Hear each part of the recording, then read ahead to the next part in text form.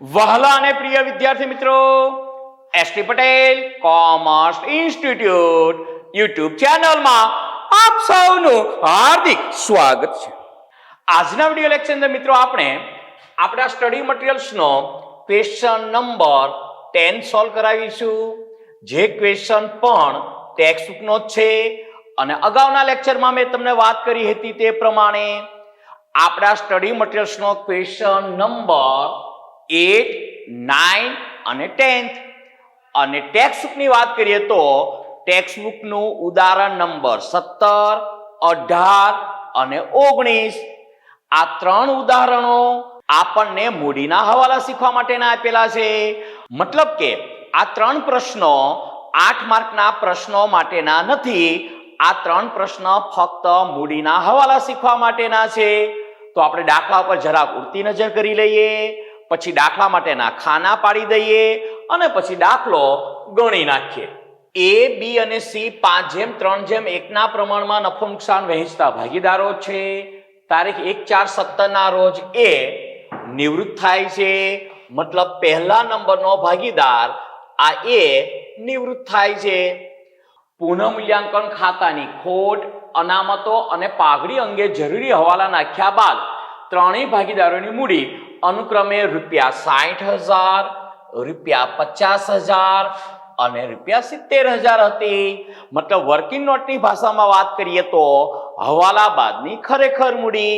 અને 8 માર્કના પ્રશ્નના દાખલાના સ્ટેપની ભાષામાં વાત કરીએ તો 7મા નંબરના સ્ટેપની અંદર પુનઃમૂલ્યાંકન ખાતું બંધ કર્યા પછીની મૂડી ખાતાની આપણને બાકી આપેલ છે. તે દિવસે રોકડની બાકી ₹30,000 હતી. અગાઉના પ્રશ્ન નંબર 8 અને પ્રશ્ન નંબર 9 માં આપણને રોકડ ખાતાની બાકી નહોતી આપી, એટલે રોકડ ખાતું આપણે બનાવતા નહોતા. આ દાખલામાં આપણને રોકડ ખાતાની બાકી, રોકડ શિલ્લક આપેલ છે, એટલે ન માંગ્યું હોય તો પણ આપણે રોકડ ખાતું બનાવી નાખીશું. પછી લખ્યું છે ભાગીદારોએ નીચે મુજબ નક્કી કર્યું. શું નક્કી કર્યું? એને તેની લેણી રકમ રોકડમાં ચૂકવવી. હા, પ્રશ્ન નંબર 9 ની અંદર પણ આપણે એ ભાગીદાર જ નિવૃત્ત થતો હતો અને તેની લેણી રકમ રોકડમાં ચૂકવવાની હતી. જો આ સૂચના ન આપી હોત તો એની લેણી રકમ આપણે ક્યાં લઈ જઈએ છીએ? તેની લોન ખાતે ફેરબદલ કરીએ છીએ, તેની લોન ખાતે ટ્રાન્સફર કરી દઈએ છીએ. પરંતુ અહીંયા એની લેણી રકમ રોકડમાં શું કરવાની છે? ચૂકવી દેવાની છે. પછી લખ્યું છે એને ચૂકવ્યા બાદ, મતલબ એને તેની લેણી રકમ ચૂકવ્યા બાદ નવી પેઢીમાં રોકડ શિલ્લક ₹20,000 રહે. મતલબ રોકડ ખાતાની આખર બાકી ₹20,000 રહેવી જોઈએ. તે રીતે B અને C જરૂરી રોકડ એવી રીતે લાવે કે ઉપાડી જાય કે જેથી B અને C ની મૂડી નવી પેઢીમાં નવા નફા નુકસાનના પ્રમાણમાં રહે. અહીંયા નવા નફા નુકસાનના પ્રમાણમાં મૂડી ખાતાની આખર બાકી રાખવાની છે અને નવા નફા નુકસાનના પ્રમાણ અંગે કોઈ જ માહિતી આપી નથી. તો એકદમ સહેલું. જૂનું પ્રમાણ કયું હતું? 5:3:1. આમાંથી કયો ભાગીદાર નિવૃત્ત થાય છે? પહેલા નંબરનો. તો એનું પ્રમાણ મતલબ તેનો ભાગ કાઢી નાખો. તો હવે B અને C વચ્ચેનું નવું નફા નુકસાનનું પ્રમાણ કેટલું બનશે? 3:1. B અને C વચ્ચેનું લાભનું પ્રમાણની જરૂર પડવાની જ નથી, પણ સમજવા માટે B અને C વચ્ચેનું લાભનું પ્રમાણ આ દાખલામાં કયું બને? તો કે 3:1. સહેલું તો છે. અને બીજું, B અને C જરૂરી રોકડ એવી રીતે લાવે કે ઉપાડી જાય. એનો મતલબ અહીંયા શું થશે કે જો કોઈ ભાગીદારની તૂટ આવે તો એટલી રકમ ભાગીદારે પેઢીમાં લાવવાની રહેશે. અને જો કોઈ ભાગીદારની મૂડીનો વધારો આવે, મૂડીનો સરપ્લસ હોય, તો તે રકમ પેઢી તે ભાગીદારને શું કરશે? પરત કરશે. મતલબ પ્રશ્ન નંબર 9 ની અંદર આપણે જે રીતે ગણતરી કરી હતી તે જ રીતે. અને પછી અહીંયા આપણને પ્રશ્ન પૂછેલ છે જરૂરી ગણતરી દર્શાવી આમનો લખો, ભાગીદારોના મૂડી ખાતા અને રોકડ ખાતું તૈયાર કરો. એ તો અમે તૈયાર કરી જ નાખીએ છીએ. તો પહેલા આપણે દાખલો ગણવા માટેના ખાના પાડી દઈએ અને પછી દાખલાની ગણતરી કરીએ. ચલો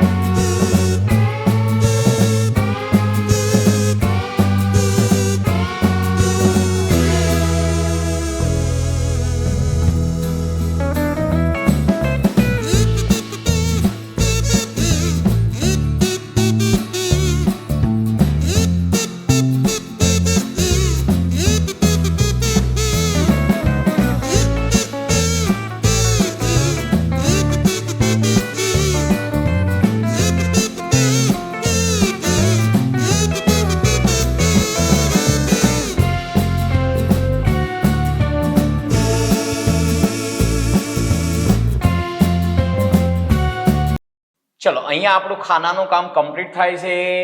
જરાક નજર ફેરવી લો તો અહીંયા મેં ભાગીદારોના મૂડી ખાતા બનાવ્યા, એની નીચે આ દાખલામાં રોકડ ખાતું પણ બનાવ્યું, અને મૂડી ખાતાના તફાવતના હવાલો ગણવા માટે એના પણ ખાના મેં એડવાન્સમાં તૈયાર કરી જ નાખ્યા. અને પછી અહીંયા 3 આપણે આમનોંધ લખશું. એ આમનોંધ માટેના ખાના ત્યાં સામેના પેજ ઉપર આપણે પાડી દીધા. ચલો હવે વાત કરીએ રકમની. તો A, B અને C 5:3:1 ના પ્રમાણમાં નફો નુકસાન વહેંચતા ભાગીદારો છે. તારીખ 1/4/2017 ના રોજ એ નિવૃત્ત થાય છે. પુનઃમૂલ્યાંકન ખાતાની ખોટ, એ તો ખોટ હોય તો પણ ભલે અને નફો હોય તો પણ ભલે. અનામતો અને પાઘડી અંગે હવાલા નાખ્યા બાદ ત્રણેય ભાગીદારોની મૂડી અનુક્રમે ₹60,000, ₹50,000 અને ₹70,000 હતી. હા તો લખી નાખો હવાલા બાદની ખરેખર મૂડી. અહીંયા બાકી આગળ લાવ્યા તરીકે બાકી આગળ લાવ્યા કેટલી? તો કે સર બી ની ₹50,000, એ ની ₹60,000 અને સી ની ₹70,000. મેં એવી રીતે યાદ રાખ્યા હતા એટલા માટે હો ને, 50,000, 60,000 ને 70,000. ભૂલ નથી થતી ને? તો કે સર ના, 50,000, 60,000 અને ₹70,000. તે દિવસે રોકડની બાકી ₹30,000 હતી. તો એના નીચે રોકડ ખાતાની બાકી 30,000, રોકડ ખાતામાં ઉધાર બાજુ શું લખશો? બાકી આગળ લાવ્યા. ચલો પછી વાત કરીએ તો શું રકમ આપણને આપ્યું છે? તે દિવસે રોકડ ખાતાની બાકી ₹30,000 હતી, એ લખી નાખી. ભાગીદારોએ નીચે મુજબ નક્કી કર્યું, એને તેની લેણી રકમ રોકડમાં ચૂકવવી. તો ચૂકવી દઈએ. એનો જમા બાજુનો સરવાળો ₹60,000. એ ₹60,000 ને અહીંયા લખો. એ નિવૃત્ત થાય છે એટલે એને આંખની બાકી ન આવે, એટલે એની લેણી નીકળતી રકમ ₹60,000 રોકડમાં ચૂકવવાની છે. તો લખો રોકડ ખાતે. અને આ ખૂટતી રકમ શોધી બેલેન્સિંગ ફિગર લાવ્યા એટલે ક્વેશ્ચન માર્ક, અહીંયા ડેશ. અને ₹60,000 એને રોકડા ચૂકવ્યા તો રોકડ ધંધામાંથી જાય તો જમા, એટલે ₹60,000 અહીંયા લખી નાખો. એના મૂડી ખાતે. હવે કોઈ વિદ્યાર્થીનો પ્રશ્ન થતો હોય છે અહીંયા કે ઓ સર, રોકડ ખાતાની બાકી 30,000 છે, તેમાંથી તમે એને ₹60,000 કેવી રીતે ચૂકવ્યા? કઈ જાદુગર કર્યું? તો ના, રિયલ લાઈફની અંદર આ ₹60,000 બી અને સી પાસેથી રકમ જો ખૂટતી હશે તો મંગાવ્યા પછી જ આ એ ભાગીદારને ચૂકવી હશે. એટલે ચિંતા ન કરો હો ને. જો ટેલીમાં તમે એન્ટ્રી નાખો તો આ 60,000 ની એન્ટ્રી નાખ્યા પછી રોકડ શિલ્લક કેવી બતાવશે? તમને માઇનસ બતાવશે. પણ એ તો પ્લસ થઈ જશે હો ને, એની ચિંતા ન કરો. ચલો પછી આપણને શું કહ્યું છે? એને ચૂકવ્યા બાદ નવી પેઢીમાં રોકડ શિલ્લક ₹20,000 રહે તે રીતે બી અને સી જરૂરી રોકડ લાવશે કે લઈ જશે.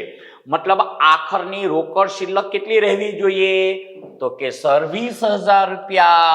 તો અહીંયા રોકડ ખાતાનો સરવાળો થશે અને રોકડ શિલ્લક પેઢીમાં રહેવી જોઈએ ₹20,000. એ પણ વાત સાચી જ છે ને કે રોકડ શિલ્લક માઇનસ પણ ન ચાલે અને બિલકુલ ન હોય તો પણ ન ચાલે. મતલબ કે હાથ ઉપર રોકડ ₹20,000 રહેવી જોઈએ. ચલો હવે આપણે વર્કિંગ નોટમાં જતા રહીએ. મૂડી ખાતાના તફાવતના હવાલાની ગણતરી કરી નાખીએ. ચલો હવે હવાલા બાદની ખરેખર મૂડી લખી નાખો. હવાલા બાદની ખરેખર મૂડીનો મતલબ શું? તો કે મૂડી ખાતાનો જમા બાજુનો સરવાળો કરો, એમાંથી ઉધાર બાજુની રકમો બાદ કરો. તો બી અને સી ના મૂડી ખાતાના જમા બાજુના સરવાળાની વાત કરીએ તો 50,000 અને 70,000. ઉધાર બાજુ કોઈ રકમો છે જ નહીં. મતલબ હવાલા બાદની ખરેખર મૂડી બી ની ₹50,000 અને સી ની ₹70,000. 50,000 પ્લસ 70,000 એ સરવાળો તો એકદમ સહેલો, ₹1,20,000. હવે જો પેઢીને કોઈ રોકડની જરૂરિયાત ન હોત, ફક્ત બે ભાગીદારોએ તેમની મૂડી નવા નફાનુકસાનના પ્રમાણમાં જ રાખવાનો હવાલો હોત, તો આ 1,20,000 ની મૂડી અહીંયા નવી પેઢીની કુલ મૂડી તરીકે લખી નાખત અને તેને નવા નફાનુકસાનના પ્રમાણમાં વહેંચી દેત અને તરત જ આપણને તફાવતની રકમ મળી જાત. પરંતુ અહીંયા પેઢીને રોકડની જરૂરિયાત છે. મતલબ જેટલી રોકડ પેઢીમાં ભાગીદારો લાવશે એટલી ભાગીદારોની કુલ મૂડી વધે. એ આપણે ગયા દાખલામાં જેના વિશે ડિટેલ્સમાં વાત કરી હતી. રફમાં મેં તમને પાકું સરવૈયું બનાવીને સમજાવ્યું હતું. તો આ દાખલામાં નવી પેઢીની કુલ મૂડી કેટલી થશે એની હું ગણતરી બતાવી દઉં. ત્યાં ફૂટનોટ આપી દીધી મેં, એ અહીંયા લખી નાખું. આને શું કહેવાય? નવી પેઢીની કુલ મૂડી. નવી પેઢીની હા પણ શું? કુલ મૂડી. નવી પેઢીની કુલ મૂડી કેટલી થશે એ ગણી નાખીએ. હાલની મૂડી કેટલી છે? મતલબ કે કુલ હવાલા બાદની ખરેખર મૂડી ₹1,20,000. આ 1,20,000 શું છે? રૂપિયા. પ્લસ પેઢીમાં જરૂરી રોકડ. પેઢીમાં કેટલા રૂપિયાની રોકડની જરૂર છે? તો કેટલા રૂપિયાની જરૂર છે એની માટે ક્યાં જોવાય? કેશ બોક્સમાં, મતલબ રોકડ ખાતામાં. તો અહીંયા જો એને ચૂકવવા માટે કેટલા રૂપિયાની જરૂર છે? ₹60,000. અને એને ચૂકવ્યા પછી આખની બાકી કેટલી રહેવી જોઈએ? ₹20,000. તો કુલ મૂડીની જરૂરિયાત કેટલા રૂપિયાની થઈ? તો કે સર ₹80,000. અને હાલમાં આપણી પાસે કેટલી રોકડ શિલ્લક કેશ બોક્સમાં પડી છે? ₹30,000. તો 80,000 માઇનસ 30,000 મતલબ ચોખ્ખી રોકડની જરૂરિયાત કેટલી રહેશે? તો કે સર ₹50,000. કમ્પ્લીટ. સમજવાનું કામ એકદમ સહેલું છે. ₹60,000 એને ચૂકવવાના જ છે અને એને ચૂકવ્યા પછી ₹20,000 આખરની બાકી રહેવી જ જોઈએ. એટલે કુલ જરૂરિયાત આપણી થઈ ₹80,000 અને હાલમાં આપણી પાસે કેશ બોક્સમાં કેટલી કેશ પડી છે? ₹30,000. તો ₹80,000 ની ટોટલ રિક્વાયરમેન્ટ, એમાંથી કેશ ઓન હેન્ડ કેટલી છે? 30,000. તો 80,000 માઇનસ 30,000 મતલબ ₹50,000. અને એવરેજ વિદ્યાર્થી તરીકે તમે એવું યાદ રાખશો તો પણ ચાલશે. રોકડ ખાતાનો તફાવત, હાલમાં રોકડ ખાતામાં તફાવત કેટલા રૂપિયાનો છે? તો 80 માઇનસ 30 મતલબ ₹50,000. તો અહીંયા હું લખી પણ નાખું રોકડ ખાતાનો તફાવત.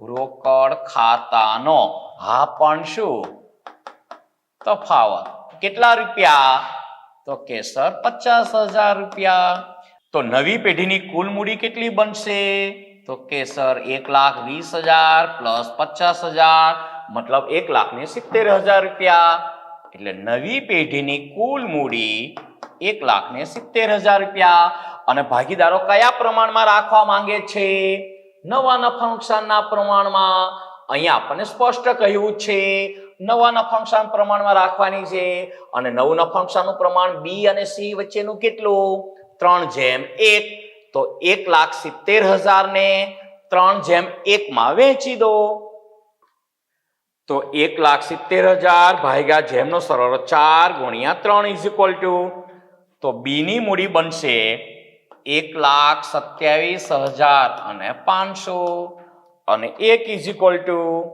એટલે સી ની મૂડી બનશે 42,500 અને આ સરવાળો પણ 1,70,000 ટેલી થઈ ગયો 1,27,500 મતલબ આના 500 એટલે 1,28 પ્લસ 42 એટલે 1,70,000 કમ્પ્લીટ છે અને હવે અહીંયા તફાવત ગણી નાખો તો જો 50,000 માઇનસ 1,27,500 તો બી નો મૂડી ખાતાનો તફાવત માઇનસ 77,000 રૂપિયા 500 એની મૂડીની તૂટશે એટલા રૂપિયા એની પાસેથી મંગાવી લઈશું અને 70,000 માઇનસ 42,500 મતલબ પ્લસ 27,500 આ પ્લસ 27,500 સી ની મૂડીનો સરપ્લસ છે સી ની મૂડીનો વધારો છે એને પરત કરી દઈશું અને તફાવતનો સરવાળો કરશો તો કેટલો થશે માઇનસ 50,000 રૂપિયા પેઢીને કેટલા રૂપિયાની જરૂરિયાત હતી 50,000 રૂપિયાની અને સારા વિદ્યાર્થી તરીકે 80 અપની રેન્જ વાળા વિદ્યાર્થીઓ તો આ ગણતરી કર્યા વગર 50,000 રૂપિયાની તૂટ અહીંયા લખશે અને પછી આ 1,20,000 માઇનસ 50,000 એટલે 1,70,000 કરશો તો પણ પેઢીની કુલ મૂડી મળી જશે પરંતુ મને બધા વિદ્યાર્થીઓને સમજાવવામાં આ નીચેની ગણતરી જ વધારે સહેલી પડે ચલો હવે તો આપણું કામ એકદમ સહેલું થઈ ગયું મૂડી ખાતાની આખરની બાકી પણ મળી ગઈ અને તફાવતની રકમ પણ મળી ગઈ તો પહેલા આખરની બાકીની વાત કરીએ તો 1,27,500 અને 42,500 અહીંયા લખી જ નાખો આ 1,27,500 અને 42,500 આ મૂડી ખાતાની આખરની બાકી મતલબ બાકી આગળ લઈ ગયા હવે તફાવતની એન્ટ્રી લખી નાખો તો બી પાસેથી 77,500 રૂપિયા મંગાવવાના તો મંગાવીએ એટલે રોકડ ખાતે ઉધાર અને બી ના મૂડી ખાતે જમા આ 77,500 રૂપિયા અહીંયા ડેશ અને સી ને તેનો મૂડીનો સરપ્લસ 27,500 પરત કરી દો તો એને 27,500 પરત કરશો એટલે સી ના મૂડી ખાતે ઉધાર અને રોકડ ખાતે જમા સામેના ખાતાના નામ લખી નાખો અહીંયા સામેના ખાતા નામ શું લખાય છે તો કે સર રોકડ ખાતે અહીંયા સામેના ખાતા નામ શું લખાય છે રોકડ ખાતે હવે આ બંને રકમની ક્રોસ એન્ટ્રી કરાવી દો રોકડ ખાતામાં એટલે રોકડ ખાતું આપણું ટેલી થઈ જશે મતલબ રોકડ ખાતાનો સરવાળો સરખો થઈ જશે અહીંયા લખો સામેના ખાતાનું નામ બી ના હા પણ શું મૂડી ખાતે બી પાસેથી કેટલા રૂપિયા મંગાવ્યા 77,500 આ એની ક્રોસ એન્ટ્રી કરી નાખો 77,500 અને સી ને તેનો મૂડી વધારો કેટલા રૂપિયા પરત કર્યો 27,500 તો આ 27,500 ની ક્રોસ એન્ટ્રી રોકડ જાય તો જમા અહીંયા સી ના મૂડી ખાતે હવે રોકડ ખાતાનો પણ સરવાળો આપણો બંને બાજુનો સરખો થઈ જશે અને મૂડી ખાતાનો સરવાળો પણ સરખો થઈ જશે કારણ કે મૂડી ખાતાની આખર બાકી લખી નાખી અને વર્કિંગ નોટમાં જઈને તફાવત શોધીને તફાવતની એન્ટ્રી પણ કરી નાખી તો મૂડી ખાતાનો બંને બાજુનો સરવાળો કેવો થઈ જશે સરખો થઈ જશે કરી નાખો તો બી ની વાત કરીએ તો 1,27,500 આ 1,27,500 સી ની વાત કરીએ તો 27,500 પ્લસ 42,500 એટલે 28 અને 28 ને 42 મતલબ કે 70,000. તો આ 70,000 લખી નાખો. અહીંયા આવો 50 પ્લસ 77 એટલે 7 ને 5 12 મતલબ 1,27,500. અહીંયાની વાત કરીએ તો 70,000. જો તો બંને બાજુનો સરવાળો સરખો થઈ ગયો. હા, 1,27,500 1,27,500 70,000 ને 70,000. રોકડ ખાતાનો સરવાળો કરી જુઓ. આ 60 ને 80 ને 80 એટલે 1,07,500. અહીંયા લખો 1,07,500. અહીંયા જો 7 ને 3 10 મતલબ 1,07,500. અહીંયા લખી નાખો 1,07,500. બંને બાજુનો સરવાળો સરખો થઈ ગયો. હવે 3 આમ નોંધ લખી નાખો એટલે આપણો દાખલો સંપૂર્ણ પૂરો થઈ જાય. કઈ 3 આમ નોંધ આવશે? એકદમ સહેલું. ક્વેશ્ચન નંબર 8 માં કરી હતી સેમ એવી જ રીતે પહેલી કેની આમ નોંધ લખીશું તો કે એને તેની લેણી રકમ રોકડમાં ચૂકવી તેની આમ નોંધ. અહીંયા તમે તમારી સગી આંખે જુઓ. એના મૂડી ખાતે ઉધાર તે રોકડ ખાતે જમા 60,000 રૂપિયા. એ પહેલી આમ નોંધ લખીશું. પછી બીજી આમ નોંધ શેની? તો કે બી પાસેથી તેની મૂડીની તૂટ મંગાવી તેની આમ નોંધ. એ પણ તમે તમારી સગી આંખે જુઓ. આ બીજા નંબરની આમ નોંધ. બી ના મૂડી ખાતે જમા તો રોકડ ખાતે શું થયા કહેવાય? ઉધાર. એમ પણ ખબર પડે કે બી પાસેથી મૂડીની તૂટ મંગાવીએ તો રોકડ પેઢીમાં આવે તો ઉધાર. રોકડ ખાતે ઉધાર તે બી ના મૂડી ખાતે જમા. અને ત્રીજી આમ નોંધ સી ને તેનો સરપ્લસ મૂડીનો વધારો પરત કર્યો તેની આમ નોંધ. પરત કરી એટલે રોકડ જાય, રોકડ ખાતે જમા. અને સી ના મૂડી ખાતે ઉધાર મતલબ સી ના મૂડી ખાતે ઉધાર 27,500 તે રોકડ ખાતે જમા 27,500 લખી નાખો. વારા ફરતી 3 આમ નોંધ. ચલો પહેલી આમ નોંધ એને તેની લેણી રકમ ચૂકવી તેની તો એના મૂડી ખાતે ઉધાર. એના મૂડી ખાતે ઉધાર તે રોકડ ખાતે જમા. કેટલા એને ચૂકવ્યા? તો કે સર 60,000 રૂપિયા. તો એને તેની લેણી રકમ 60,000 રૂપિયા ચૂકવી તેના બાબત જે પણ લખી નાખીએ. આ શેની આમ નોંધ લખી? બાબત જે ભાગીદાર એને તેની અથવા તેમની હા પણ શું? લેણી રકમ અથવા તો લેણી નીકળતી રકમ. લેણી રકમ રોકડમાં હા પણ રોકડમાં શું? ચૂકવવી. હા પણ ચૂકવી શું? આપી તેના. ચલો બીજી આમ નોંધ. ભાગીદાર બી પાસેથી મૂડીની તૂટ મંગાવી તેની આમ નોંધ. જો બી ના મૂડી ખાતે જમા અને રોકડ ખાતે ઉધાર 77,500. આ 77,500 બી પાસેથી મૂડીની તૂટ મંગાવી તેના. આ 77,500 લખો. રોકડ ધંધામાં આવે તો ઉધાર. રોકડ ખાતે ઉધાર તે બીના મૂડી ખાતે જમા. આ શેની આમ નોંધ કરી? લખી નાખીએ. બાબત જે ભાગીદાર બી પાસેથી તેની અથવા તેમની મૂડી તૂટ. કોઈ પૂછે કેવી તૂટ? તો કે મૂડી તૂટ. ડેફિસિટ મૂડી તૂટ મંગાવી.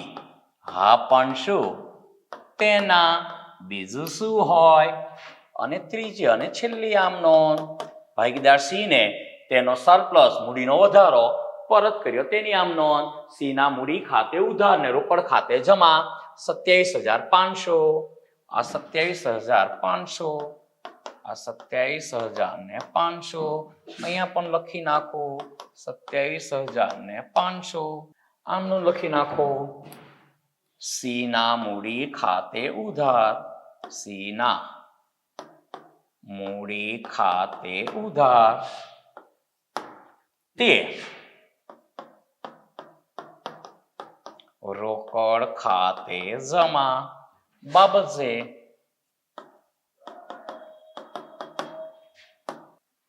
ભાગીદાર સીને તેનો અથવા તો શું કહેવાય તેમનો મૂડીનો પણ મૂડીનો શું વધારો કોઈ પૂછે કેવો ધારો તો વધારો શું કર્યો પરત કર્યો તેના મતલબ તેમનો વધારો ચૂકવી દીધો અને અહીંયા આપણી બાબત જે પૂરી થાય છે અને આમ નોંધ પણ પૂરી થાય છે અને સરવાળાની કોઈ જ રિક્વાયરમેન્ટ નથી એટલે અહીંયા હું ડબલ લાઈન દોરી નાખું હો ને